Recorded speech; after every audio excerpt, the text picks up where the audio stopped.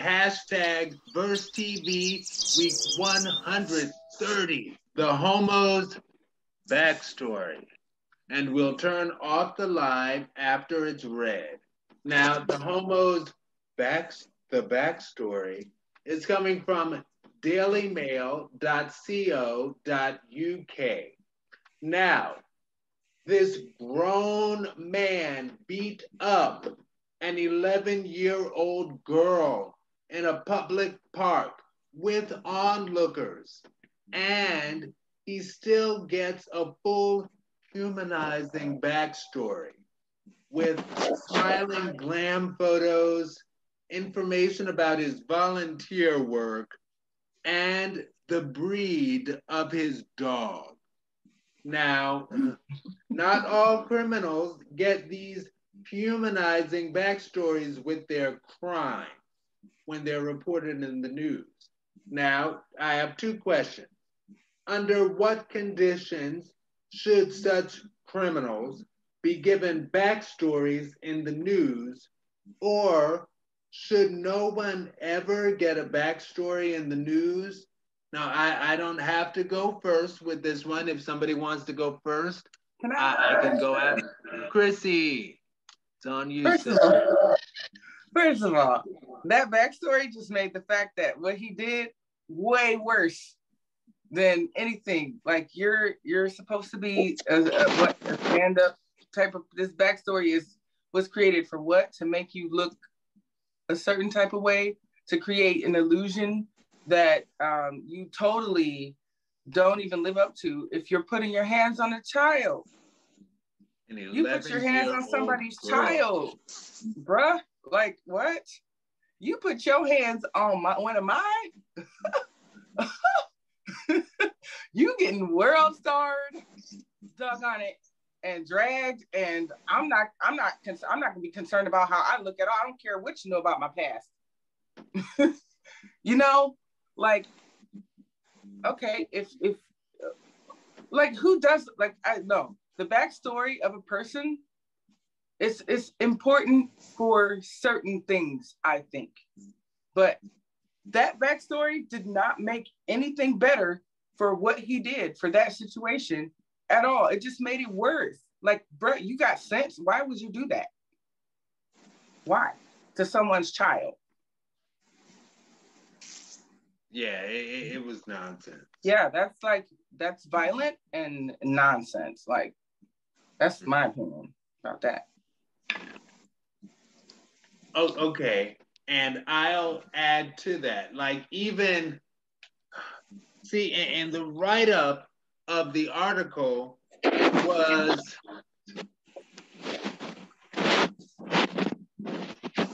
they were talking about this man, and they said the number 11, and then they had a comma, and then they had in, dot, dot, dot, and, well, let me actually read the flippant title of the article.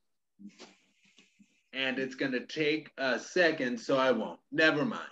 But still, I feel that if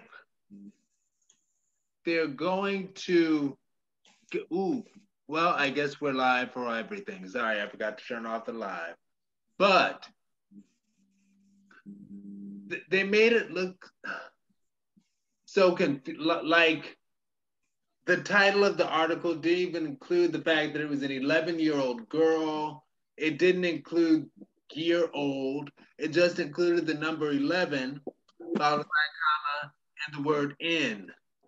And sorry, but as a homosexual man, when I saw 11 in, I was like, what in the world are they talking about on this article? 11 inches? What?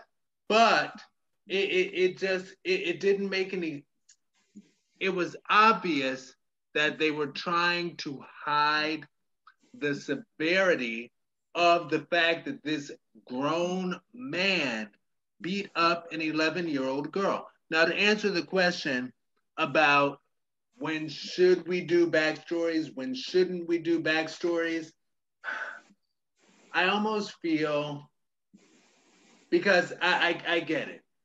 news wants to be entertaining. They want people to read. They want to evoke sympathy and all other types of emotions to make people judge some type of way. That's just my opinion about that. You're right, and that's what it's doing, and that's the point. That's why I don't watch TV. I'm sorry. I said that's why I don't watch TV. I'm sorry to interrupt. No, you're fine, and believe it or not, you're not the only one. But that's another story. I was just talking with somebody at work about that. Mm-hmm. But it's maybe like, I don't know.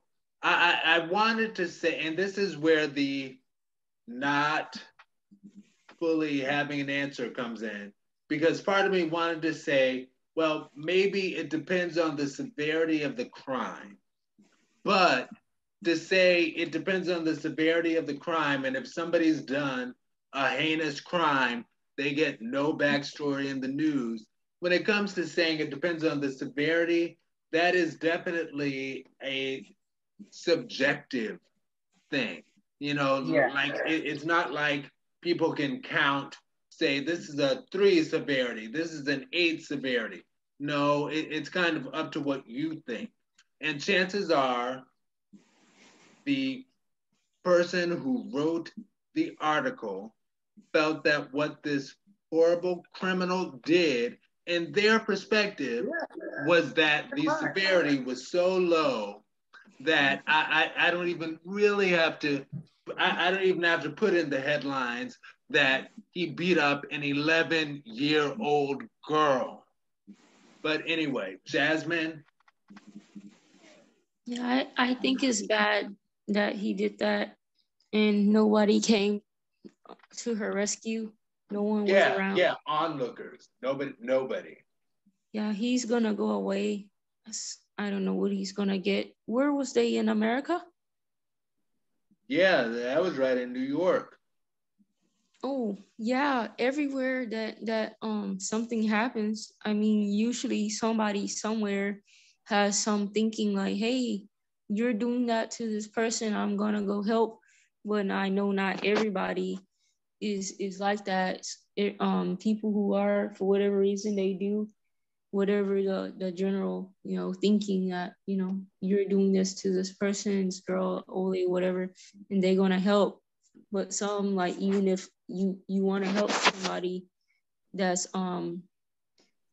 maybe they can not really defend themselves, or can, but you might like want to think about it, like everybody, like before you just jump in, because sometimes if someone might have the weapon, they could hurt you, just like the one that they're trying to intrude on or something. Well, he had a weapon. The fact that he was a grown man going against this 11-year-old girl. But anyway, sorry. Can I just address? Go ahead. Yeah, that's crazy. What did she do? It's okay, y'all. No, yeah, I think, yeah, that's bad. They're probably gonna, I don't know, do something with him like they're gonna do to R. Kelly. I don't know. No, he had his court date and he walked out. He walked out a free man. So no, nothing was done. Can I just address maybe the elephant in the room real quick? I mean, I think this whole thing was like, that backstory was created because